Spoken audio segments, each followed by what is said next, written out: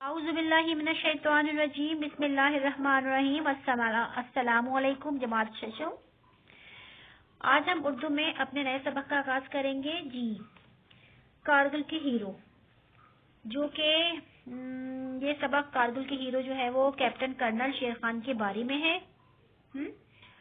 اور جنہوں نے بھارت کے خلاف کارگل کے معرکے میں بے پناہ بہادری کا مظاہرہ کرتے ہوئے دشمن کے دانت کھٹے کر دیے اور اپنی جان کا نذرانہ پیش کر کے پاک فوج کا اعلیٰ ترین فوجی اعزاز نشان حیدر کا اعزاز حاصل کیا انہوں نے. ٹھیک ہے، تو نشان حیدر پاکستان کا سب سے بڑا فوجی اعزاز ہے. پاکستان کی فضائیہ کی تاریخ اور پاکستان کی بری فوج کے مطابق نشان حیدر حضرت علی رضی اللہ تعالیٰ کے نام پر دیا جاتا ہے، کیونکہ ان کا لقب حیدر قرار تھا اور ان کی بہادری ضرب المثل ہے. یہ نشان صرف ان لوگوں کو دیا جاتا ہے جو وطن کے لیے انتہائی بہادری کا مظاہرہ کرتے ہوئے شہید ہو چکے ہوں. ٹھیک ہے. اچھا، اس سبق کو پڑھنے سے پہلے ہم کچھ نئے الفاظ ہوتے ہیں وہ جانتے ہیں اور کچھ سرگرمیاں ہوتی ہیں وہ کرتے ہیں. تو آئیے ہم کرتے ہیں پہلے سرگرمی نمبر 1 اس سبق کی، جو ہمارے سامنے آ رہی ہے. سوال نمبر 1، شمالی علاقہ جات کے چند اہم مقامات کے نام بتائیے. کون کون سے نام ہیں؟ گلگت، بلتستان، سیاچن، ہنزا، اسکردو، کالام وغیرہ وغیرہ. اور بھی بہت سے نام آپ کے ذہن میں آ رہے ہوں گے. ٹھیک ہے، سوال نمبر 2 کی طرف آتے ہیں. افواج پاکستان میں نشان حیدر حاصل کرنے والے چند شہدا کے نام تحریر کیجیے.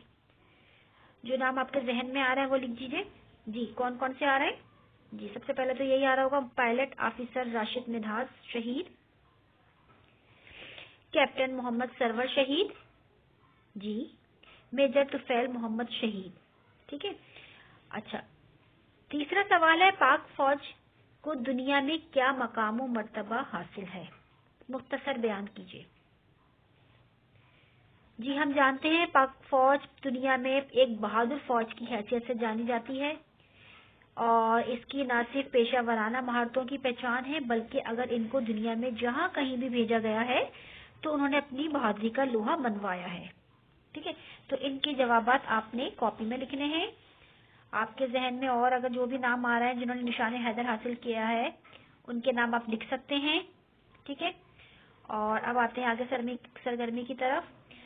سرگرمی ہے ہماری 2، جس میں آپ نے سامنے الفاظ ہیں، میں پڑھتی جا رہی ہوں، آپ دہراتے جائیے اور ان کے معنی جانتے جائیے. پسپائی، شکست، غازی، محاذ جنگ سے کامیاب لوٹنے والا، دخشندہ، روشن، ولولہ انگیز، جوش و جذبے کے ساتھ، سپوت، بیٹا، دیدنی، دیکھنے کے قابل، پایہ تکمیل، انجام تک پہنچانا، برسر بیکار، بالمقابل، نقطہ نگاہ، سوچ، خیال. ٹھیک. اچھا، تابڑتوڑ، مسلسل تیزی کے ساتھ، ایک کے بعد ایک جیسے ہوتے ہیں. اچھا، متوالے، شیدائی، ناموافق، ناسازگار، بازگشت، گونج، نقوش، نشانات، ثبت کرنا، نقش کرنا، نقل و حرکت، آمد و رفت، نامساعد یعنی ناموافق، انتہائی مشکل. ٹھیک ہے، مستعد، چاقو چوبند.